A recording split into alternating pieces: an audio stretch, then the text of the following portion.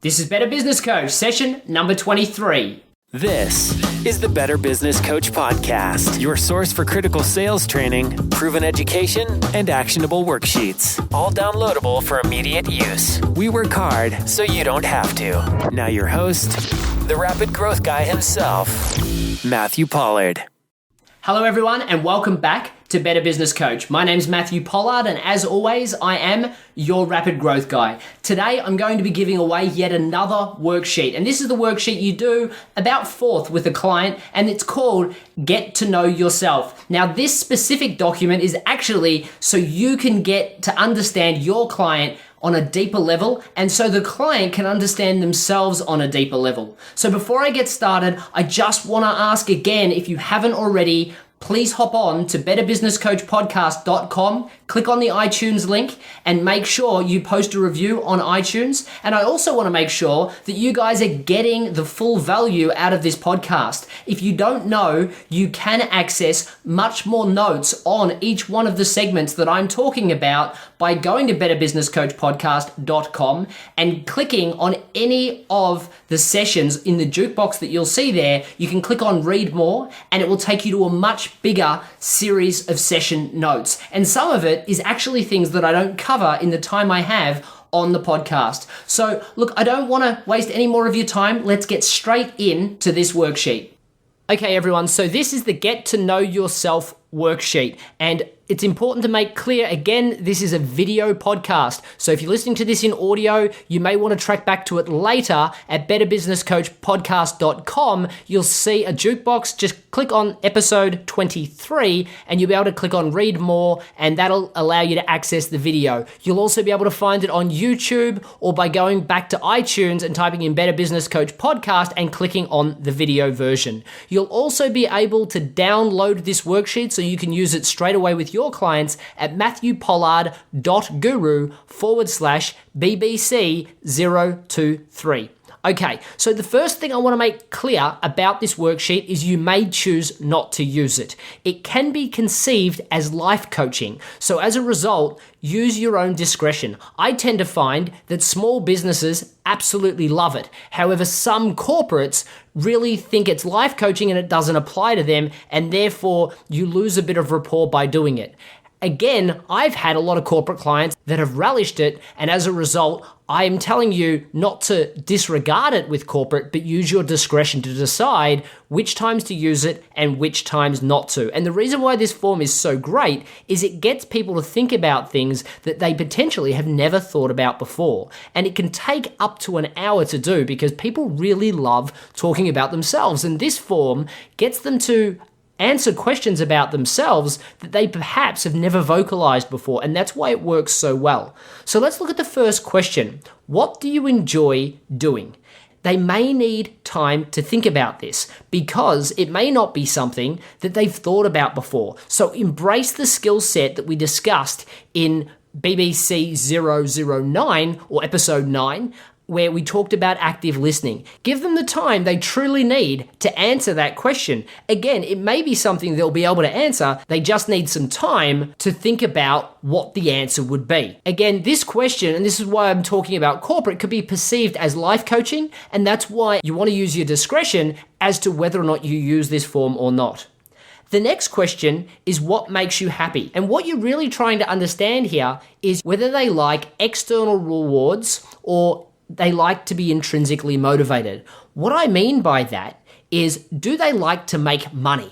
And if they like to make money, obviously increasing their business is going to be a great thing. If they're intrinsically motivated, they may get really excited by just having a successful business. And that's great, and we can definitely work for that. One of the things we're really looking for, though, is do they enjoy being told they're doing a good job? Because for a business owner especially, this is very, very difficult. This is one of the things that I learned and I talked about in BBC 004 or episode 4, where I talked about 7 of the most surprising things I found when I first started business coaching. And one of them was how lonely it was at the top. Now, this is a very hard thing. If they enjoy being told they're doing a good job as a business owner, it just doesn't happen very often. So you need to build that into your strategy. And you might have to tell them continuously that they're doing well and be their mascot. And for you to do that might allow you to keep them as a client and continually build rapport with them because they'll appreciate you doing that for them. Some clients you'll also find say that they enjoy being left alone to write procedures. Now, this is not ideal. And the reason why it's not ideal is that you're going to have to work on them marketing their business and getting out there and working with staff and growing their business. And if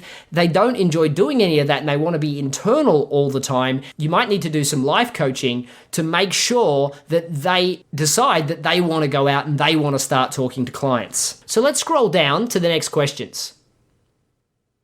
The next question is there anything that they want to do that they haven't accomplished yet? Now, this is a very important question to make sure that you don't get kicked in the bum later because you didn't ask it. For instance, what happens if they want to relocate to a different state or a different country, perhaps, and you help them create a business that isn't movable? Now, you're going to be the guy or the girl that stops them from doing what they want to do. What if they want to start a new type of business and you're talking about building this business over the next 5 years? In the back of their head, they're going to know that this isn't what they truly want, and you're going to get yourself into trouble. So knowing what they want to accomplish that they haven't accomplished yet gives you a real strength for coaching long term. Another thing that can happen as a result of asking this question is they can say they haven't sold a business yet or listed the business on the stock exchange. And that's one of the things that they'd really love to do in their lifetime. So you know that systemization, process design, creating the right skills for the staff, and creating strong and motivated staff are really, really important. So this is going to open up a full swagger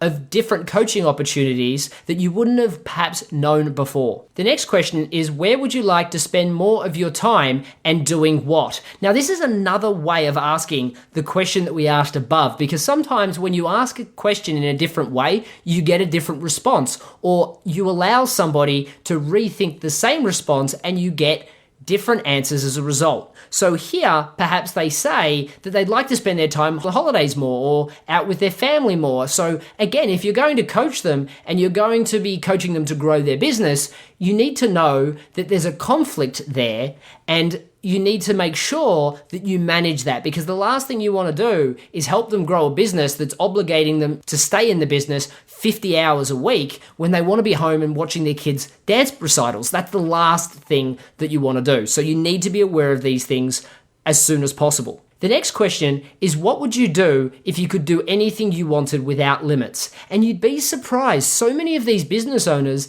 love what they do, and they'll respond, I would do what I'm doing now. I just wouldn't be so stressed about money, perhaps. Others will say, I'd get the hell away from here. And you know that what that means is they're not intrinsically motivated by their business. They're just doing it for extrinsic reward. And you need to make sure that you focus on the dollars and cents, or create a succession plan that gets them out of the business or out of a job that they may feel like they're stuck in and into business ownership where they don't have to be as highly involved. Some other people say, I'd be involved in another business if I could afford it. And this is vital information, because what that means is that this is a means to an end. It's not what they want to be doing the rest of their life. And again, you can be setting this business up for sale, or you can be setting it up to be a business asset, not for somebody to be in the business, or the business owner to be in the business on a practitioner level. Now, the next question is, how do you want to spend your time on a daily basis?